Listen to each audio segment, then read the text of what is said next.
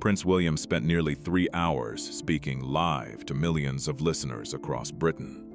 During that conversation, he talked about football, family life, school runs, his children, his wife, and even his favorite music. Can we talk a little bit about Catherine? Because I just wanted to say how well she did in Italy. She's just come back. That was her first foray out there since her recovery. Yeah. How proud of you are. So proud. I'm very, very proud. She's been amazing. She's been through so much in the last couple of years, particularly. But there was one thing many royal watchers immediately noticed. Despite discussing family throughout the broadcast, William never mentioned Prince Harry. Not once. Meghan's name never came up. Archie and Lilibet were never referenced. My sources are saying that William no longer recognizes his brother. He basically says he doesn't know who this kid is. Harry has become petulant, he's become vengeful, he's very angry at all times, and William's just kind of like, hey, who the heck are you? And yes, they do blame Meghan. For some listeners, it may have seemed insignificant. For royal biographers and palace observers, however, that silence spoke volumes. Because this wasn't just any interview. According to several royal commentators, including Tom Bower, Tom Sykes, and Andrew Lowney, William's public approach toward his brother may have changed dramatically in recent years. Some now believe he is no longer treating the rift as a temporary family dispute, but as a permanent reality that could eventually reshape the future of the monarchy itself. And if that's true, one controversial claim buried inside a recent royal biography could explain why William's silence is attracting so much attention today. Because I know it can be a little bit tricky with names and that kind of thing. So just simply Amanda is absolutely fine. Yeah, yes. I'll lose my title this morning. I was hoping for Dame, but it's not come yet, William. I'll talk to you about that His later. Royal Highness. His Royal Highness. Oh my goodness. A few weeks ago, Prince William spent nearly 3 hours speaking live to millions of listeners across Britain from a small cafe in the Isles of Scilly.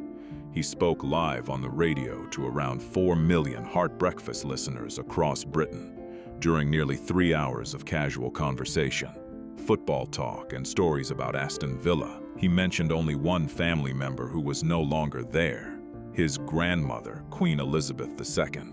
He did not mention his brother. He did not say his sister-in-law's name. Archie and Lilibet were never brought up at any point during the entire broadcast. According to royal biographers Tom Bower, Tom Sykes, and Andrew Lowney, that silence was not random. For months, they have argued in books, interviews, and public comments that it was a deliberate choice. This was also the same broadcast where William openly spoke about his wife and family life.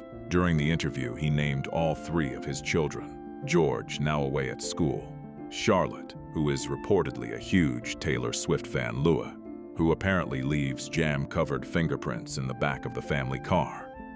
The Wales family was discussed in detail, named, described, and brought into the conversation naturally. The Sussex family, however, remained completely absent from the discussion.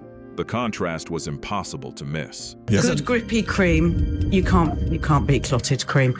Now, Prince William, what do you do? Think carefully. I love that I'm the authority on that. To understand why people paid attention to this, it helps to understand the size of the platform. Heart Breakfast is Britain's biggest commercial breakfast radio show, reaching millions of listeners every week. The wider Heart network attracts an even larger audience. This was not a low-profile interview hidden away on a niche program. It was a major national broadcast aired just before a holiday weekend and hosted by Amanda Holden and Jamie Theakston. It was also the first time the show had been broadcast live from a Cornish cafe, making it an especially high-profile appearance. Everyone involved in planning royal engagements would have known exactly how many people were listening. William chose this particular platform to present a warm, personal, and relatable side of himself. He spoke about football, family routines, school runs, and even revealed that You Got the Love by Candy Staton is one of the songs he turns to when he needs a lift. He also settled the classic cream versus jam debate, by jokingly leaning on his grandmother's authority. I can tell you for a fact that my sources that work under William and Catherine tell me that she is not a topic of conversation. She is not on their radar. Oh, okay. Harry and Meghan, what they do is not on their radar. They are not concerned about it. What stood out to many observers was not what he said, but what he did not say. He never needed to mention his brother for listeners to notice the absence. The family picture he described, his wife, his 3 children, his grandmother, and memories of visiting the Isles of Scilly as a child, left an obvious gap that many royal watchers immediately recognized. That distance has been widely discussed since 2018, and several royal biographers have suggested in recent months that William may have accepted that the separation is not temporary, but part of a long-term reality for the family. Is this normally the time when you're doing the school run? Yeah, I'm hoping that the children are on their way to school. They are listening this morning. I find music for me is so personal to how you're feeling and what you describe. Yeah. So it's almost like saying to me, like, who's your favorite person in the world? I can't answer that. No, but you can't. I love dance songs. On November 8th last year, the Daily Beast published a column by veteran royal correspondent Tom Sykes, who writes the publication's royalist column. The headline grabbed attention immediately. Prince William plots a bonfire of royal titles when he becomes king. That headline sparked plenty of discussion at the time. Read it again for a second. A bonfire of royal titles. Coming from a reporter who has spent nearly 2 decades covering the royal family, those words carried weight and got people talking fast. According to Sykes's report, the Prince of Wales had supposedly decided that, early in his future reign, he would use letters patent to remove HRH and princely titles from non-working royals. The claim did not focus on just one person. It described a much wider plan. The article specifically named Prince Andrew, Sarah Ferguson, Princess Beatrice, Princess Eugenie, Prince Harry, Meghan, Archie, and Lilibet. The suggestion was that the policy could affect multiple members of the extended royal family rather than being aimed at a single individual. Of course, royal stories and palace rumors appear every week. Many gain attention and then disappear. But what happened next caught the attention of royal watchers. Buckingham Palace did not publicly reject the report. Kensington Palace also did not issue a denial. No correction was added to the article, and the story remained online unchanged. That lack of public response led some commentators to continue debating whether there was more behind the report than simple speculation. Another detail added to the discussion. Just weeks before Sykes' column appeared, reports indicated that King Charles had already taken action regarding Prince Andrew's royal status through official royal mechanisms. Because of that, some observers argued that the process Sykes described was not purely hypothetical. Here's the big debate. Scones or scones? Scones. I just feel like if you say it really fast, people are like, yeah, you said it the right way. But he's asked about this. And this is, again, one of those cute, quirky, safe morning show questions. What goes first, your clotted cream or your jam? I love the fact that he's definitely trying to distance himself as the expert on the debate. He brings up his grandmother. Whether the wider claims prove accurate or not, the idea suddenly seemed less abstract than it might have sounded at first. Then, in May of this year, only days before William's heart breakfast interview, Sykes published another article. This time the focus was on the rumored effort to improve relations between King Charles and Prince Harry, a story often referred to by commentators as Project Thaw. Sykes wrote that messages emerging from both camps appeared coordinated enough to move the conversation beyond pure rumor and into something that deserved closer attention. If discussions were taking place behind the scenes, many people noticed that William was not publicly commenting on them. The conversation grew even louder after the release of Betrayal, Tom Bower's latest royal biography, published in March. Bower is known for detailed investigations into powerful public figures and has spent decades building a reputation as a meticulous biographer. In the book, he includes a chapter examining the reported relationship between William and Harry and how that dynamic could shape the future of the monarchy. One passage in particular attracted headlines. Bauer writes, "William was taking no prisoners once he was crowned as king. His brother might well show no mercy to him and Meghan." That quote quickly spread across newspapers, television discussions, and online debates, becoming one of the most talked about lines from the entire book. One of the most tension-grabbing claims in Tom Bauer's book is the suggestion that Archie and Lilibet's titles could potentially become part of future discussions about the monarchy's structure. That idea appears in a passage sourced from individuals described as current and former senior royal aides. Whether or not such changes ever happen, the claim immediately sparked debate among royal commentators and observers. Bauer's account also points to a specific moment when, according to his sources, William's attitude toward his brother may have hardened significantly. The book claims that the decision traces back to the period surrounding Queen Elizabeth II's funeral arrangements.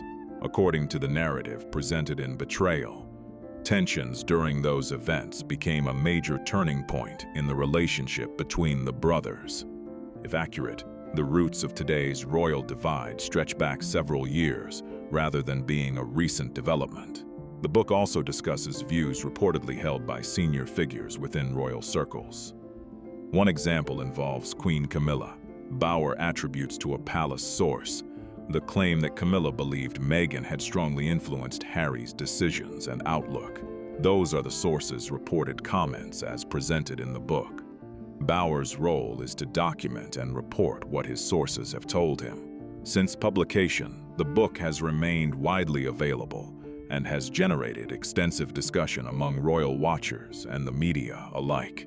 Another part of the book focuses on finances and public image.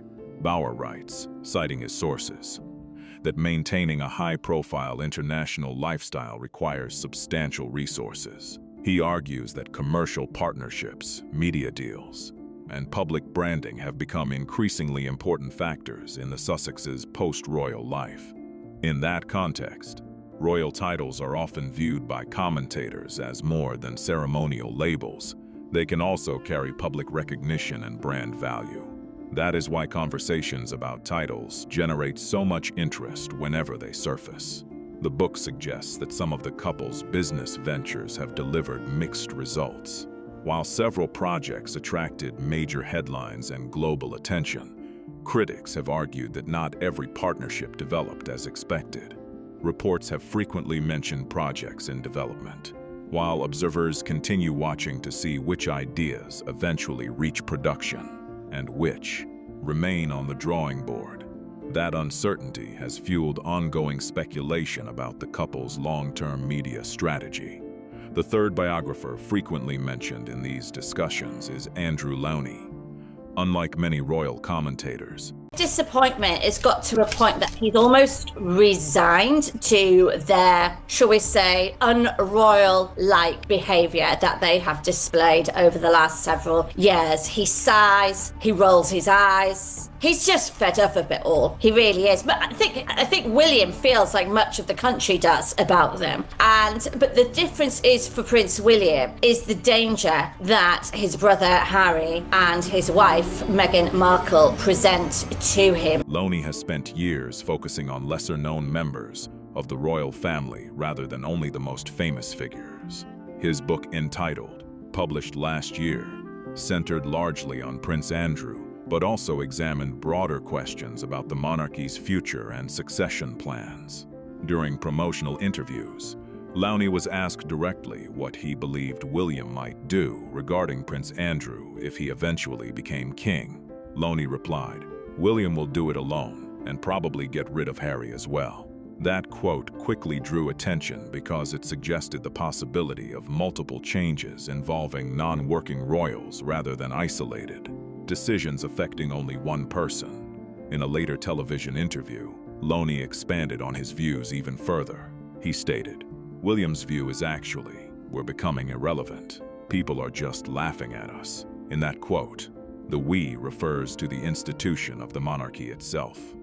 According to Lowney's interpretation, William is focused on protecting the long-term reputation of the royal institution he is expected to inherit one day. Whether people agree with that assessment or not, it highlights the larger debate surrounding the monarchy's future, its public image, and the role different family members may play in the years ahead.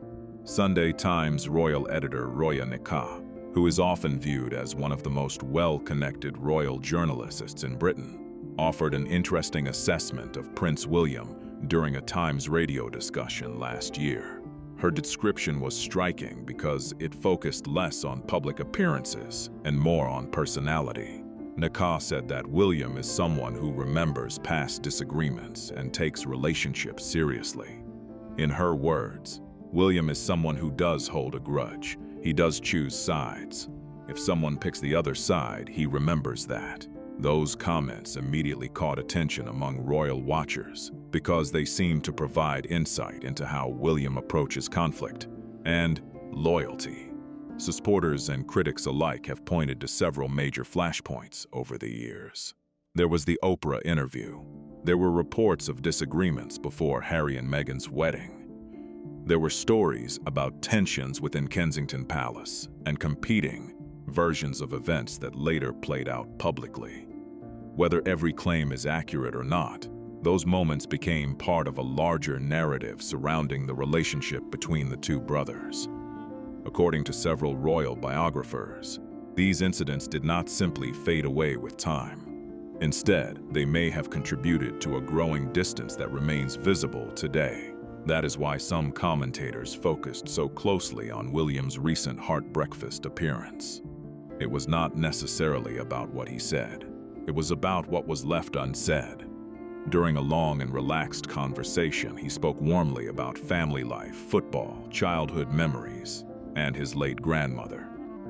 Yet some observers noticed that certain family members never came up during the discussion. For royal watchers who study every signal and every public appearance, that omission became part of a much larger story. Now picture the royal family as a board with multiple centers of influence rather than a single voice directing everything. On one side stands King Charles.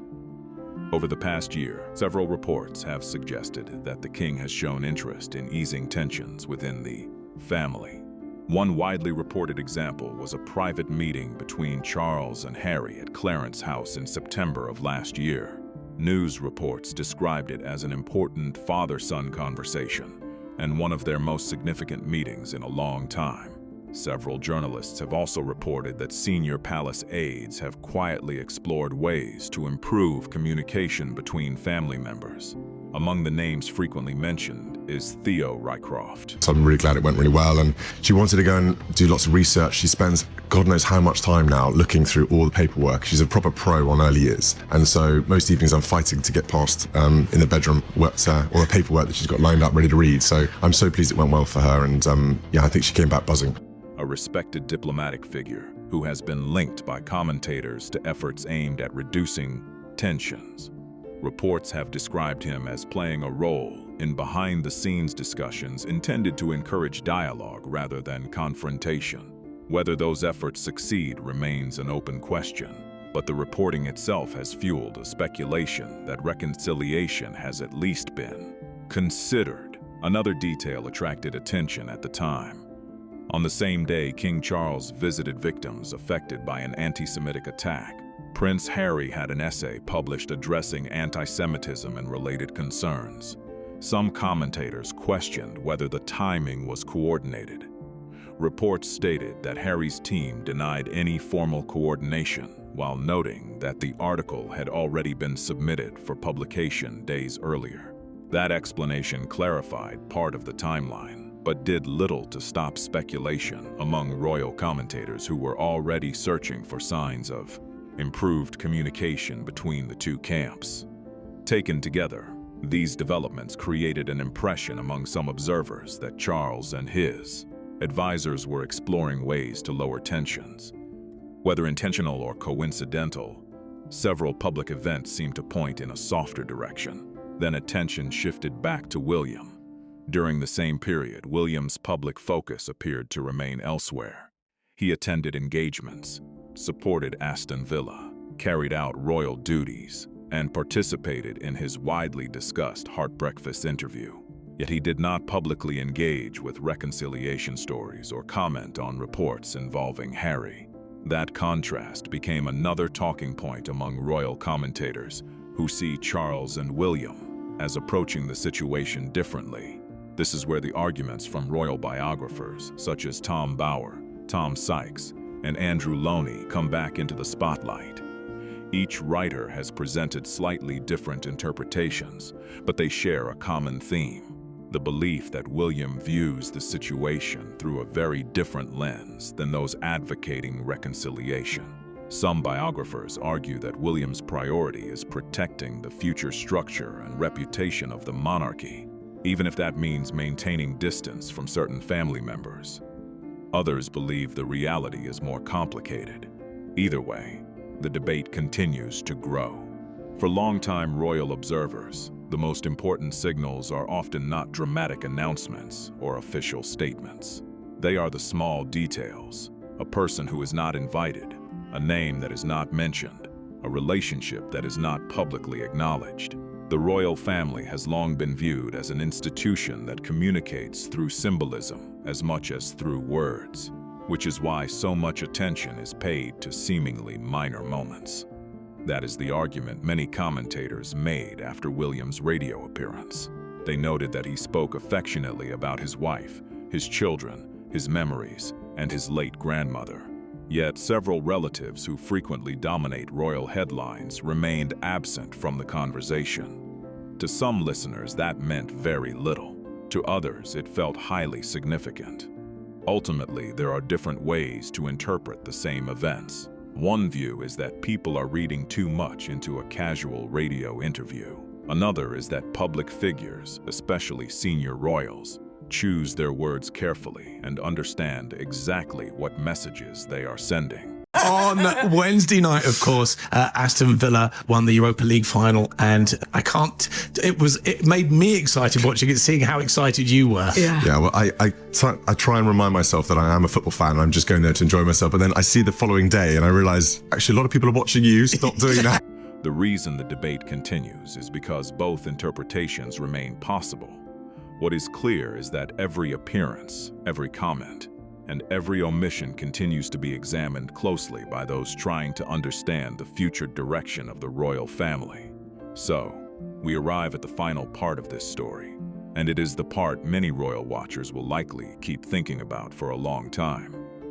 Months from now, or even years from now, when major royal news breaks and the future of the monarchy becomes the center of global headlines once again, some people may look back at this interview and see it differently. During nearly 3 hours on one of Britain's biggest radio shows, the future king spoke openly about family, memories, football, and daily life. He mentioned his late grandmother, Queen Elizabeth II, with affection and respect. He shared personal stories that gave listeners a rare glimpse into his world. He spoke warmly about Catherine and her recovery, praising her with heartfelt words. He called her an amazing wife and an amazing mother, making it clear how important she is to their family. He joked about everyday parenting moments, talked about his children's interests, and painted a picture of family life that felt relatable to millions of listeners. There were stories about George, observations about Charlotte's enthusiasm for Taylor Swift, and laughs about Louis leaving jam fingerprints in the car. There was even a light-hearted debate about the proper order of cream and jam on a scone, with Queen Elizabeth's preference making an appearance. Listeners also learned about the song he turns to when he needs motivation and a boost of energy. The conversation felt personal, relaxed, and full of warmth. Yet while so many names and memories were shared, some listeners noticed what was missing. Certain family members who have been at the center of royal headlines in recent years were not mentioned during the discussion. For some observers, that meant very little. For others, it became one of the most talked about aspects of the entire interview. That difference in interpretation is what makes this story so fascinating. Was the silence simply a decision to keep attention on the subjects being discussed? Was it an effort to avoid reigniting public speculation? Or did it carry a deeper meaning that royal commentators have been debating for months? The answer depends on who you ask. Now I want to hear from you. What do you think? Was the silence simply a way to avoid more public drama? Or do you believe it sent a message of its own? Share your thoughts in the comments below and join the discussion. If you enjoyed this breakdown, make sure to hit the like button, subscribe to the channel, and turn on notifications so you don't miss upcoming videos. Your support helps the channel grow and allows us to keep bringing you detailed coverage of the biggest royal stories and the moments everyone is talking about. We've got more royal analysis, major developments, and fascinating behind-the-scenes discussions coming very soon, so stay tuned. The next chapter in this story may arrive sooner than many people expect, and you'll want to be here when it does.